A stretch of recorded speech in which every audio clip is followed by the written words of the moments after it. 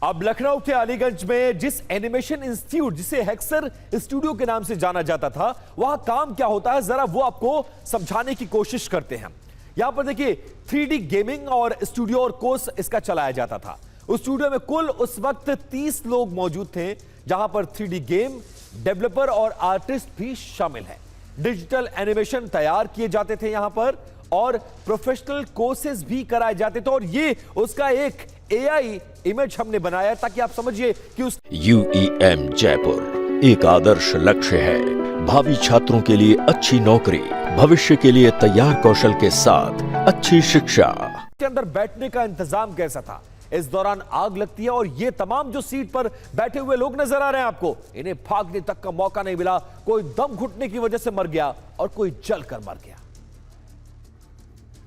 अब लखनऊ का यह अग्निकांड सिर्फ एक हादसा नहीं बल्कि उन अधूरे सपनों की कहानी बन गया जिन्हें आग की लपटों ने हमेशा हमेशा के लिए निगल लिया। ऐसी ही एक दर्दनाक कहानी है नीलेश और अनामिका की।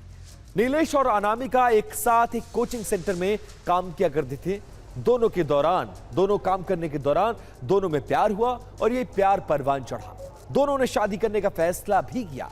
दोनों परिवारों ने इस रिश्ते को सहर्ष स्वीकार किया, लेकिन शादी की तैयारी शुरू होती उससे पहले ही अनामिका के माता पिता पश्चिम बंगाल से लखनऊ आए थे। दोनों परिवारों की मुलाकात हुई। शादी को लेकर शुरुआती रस्में भी निभाई गई। शादी का वक्त तय होने वाला था, लेकिन उससे पहले अग्निकांड हो गया और दोनों की मौत जलकर एक साथ हो गई। आप लोग तैयारी कर रहे थे शादी की, नीलेश लड़की कुछ लड़की से भी शादी हो रही थी। हमको 10 साल हो गया रिटायर हुए। 17 में रिटायर हो गए हम।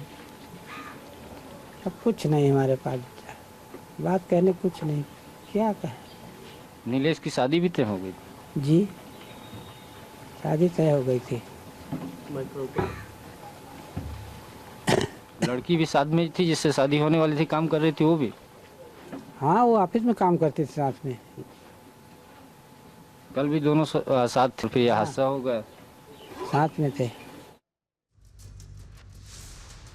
अब आपको एक लिस्ट दिखाते हैं जिसमें लखनऊ के अग्निकांड में मारे गए लोगों के एक एक नाम है। इस लिस्ट को बहुत ध्यान से देखिएगा। ये उन लोगों के नाम हैं जिन्होंने लखनऊ के कोचिंग सेंटर में अपनी जान गंवाई है और इसमें दिल्ली की रहने वाली लवप्रीत भी शामिल है। लेकिन वो खुशकिस्मत थी, वो भी उस इमारत में मौजूद थी।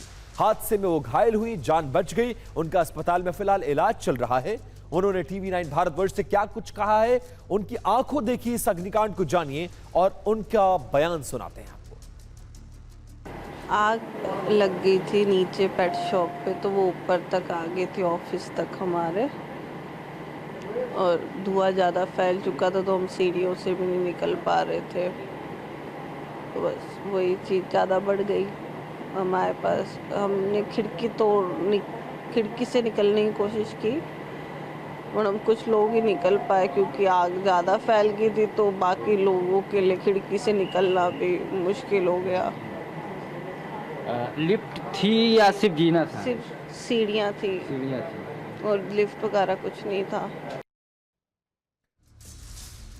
सिर्फ सीढ़ियां थी। कुछ लोगों की जान खिड़की से कूदने की वजह से बच गई, लेकिन बाकी लोग मारे गए। ये वो चश्मदीद हैं, ये वो पीड़ित हैं जिनकी जान इस आग में बन गई है। अब वो जाने क्यों नहीं बच पाई, उसका कारण जानना बहुत जरूरी है। अब आप देखिए कुछ ग्राफिक्स, कुछ डिटेल्स। ऊपर जाने के लिए सीढ़ियां और लिफ्ट नहीं थी, सिंगल एंट्री और एग्जिट। बिल्डिंग में वेंटिलेशन सिस्टम, इतनी बड़ी बिल्डिंग सोचिए, करोड़ों रुपए साल का आप कमा रहे हैं और एक वेंटिलेशन सिस्टम भी नहीं। छत पर जाने वाले दरवाजे को सिक्योरिटी रीजन की वजह से आपने लॉक कर दिया और यह भी नहीं सोचा कि इमरजेंसी होगी तो क्या होगा। बिल्डिंग में फाइबर और ग्लास पैनल से पूरी बिल्डिंग बाहर से कवर की गई थी। साथ साथ बिल्डिंग के पूरे हिस्से में फॉल्स सीलिंग लगाई गई थी जो आग बहुत तेजी के साथ पकड़ता है। दीवारों में PVC पैनल और वॉलपेपर्स लगाए गए थे। यह वो कारण है, समझिए, जिसकी वजह से आग बहुत तेजी के साथ फैली है। अगर ऊपर फॉल सीलिंग नहीं होती, अगर छत होती तो शायद थोड़ा वक्त लगता, थोड़ा वक्त मिल जाता अंदर लोगों को, लेकिन ऐसा नहीं हुआ। डेकोरेशन के लिए, सुंदर अंदर इंटीरियर दिखाने के लिए यह सब कुछ किया गया और ये लोगों की जान के दुश्मन बन गए। 2 बजे के करीब की घटना है, जो मिडिल वाले फ्लोर पे स्पार्किंग से आग लग गई। पहले तो शुरुआती था, तो हल्का फुल्का था। कुछ बच्चे जो बीच के 3 फ्लोर वाले हैं वो सारे उतर गए। ऊपर में सीढ़ी नहीं है तो सारे फंस गए, और जितने फंसे उसमें से 5 निकल पाए। उसमें अंदर बायोमेट्रिक लगा हुआ था, जहाँ बच्चे थे, सफाई वाली थी यहाँ पर, वो चिल्लाई लेकिन तो अंदर आवाज़ नहीं गई। अच्छा। जहाँ पर बच्चे थे तो बच्चों को पता ही नहीं चला कि नहीं यहाँ पर कोई ऐसी आग लगी हुई है। अच्छा। उनको नहीं पता चला, और अंदर बायोमेट्रिक था लगा हुआ था। तो बच्चे जब दहशत में भगे तो उनके दिमाग में नहीं है कि बायोमेट्रिक लगाना है कि नहीं लगाना है, तो कोई निकल नहीं पाए। दूसरी चीज़, शीशा लगा हुआ था, शीशा नीचे से भी लोग तोड़ने का प्रयास कर रहे थे, ईंटें फेंक कर, लेकिन शीशा टूट नहीं रहा था।